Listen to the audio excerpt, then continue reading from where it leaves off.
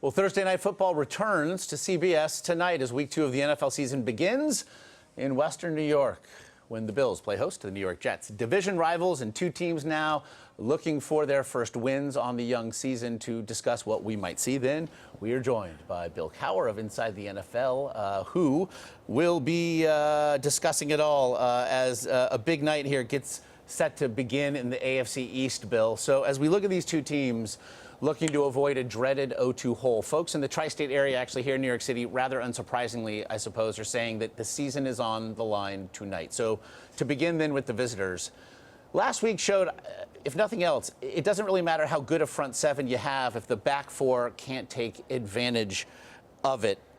Does the Jets secondary then get well tonight? Well, I think they can, Josh. I think obviously when you look at it, like you said, reference, they also will get Sheldon Richardson back today. He was suspended for the first game, and so he'll help there. But listen, we all know Sammy Watkins is a guy that burned the New York Jets a year ago. He is going to play tonight.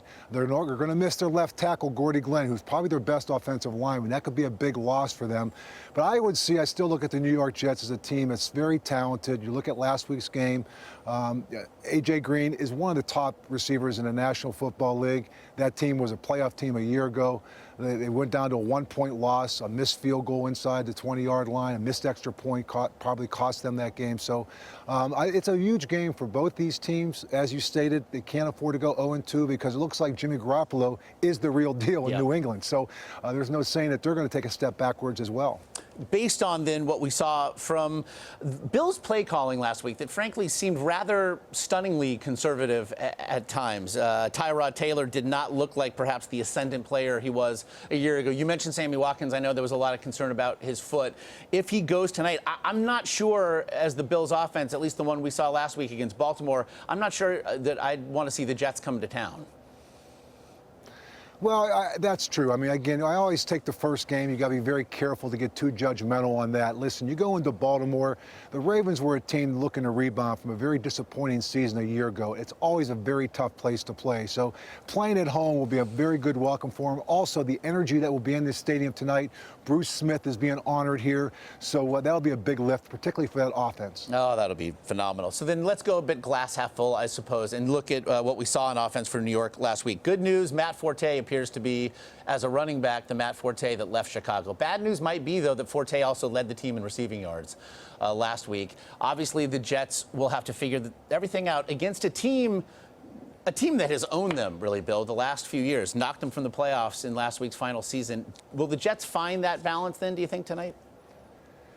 Well, I think they need to, Josh, because when you look at it, the Jets have lost 5 straight games to the Buffalo Bills. And what's the biggest reason? Turnovers. So I think, again, when you look at Ryan Fitzpatrick and his inability to get over the hump against his team a year ago, remember, Week 17 a year ago, they got knocked out of the playoffs in this exact same stadium. So here we are in Week 2 this year, very fresh on their minds. And for that offense, it's going to be about finishing drives, which they weren't able to do last week, and not turning the football over. You know, I want to get you out of here on this one, Bill. Put your coaching hat back on for just a second.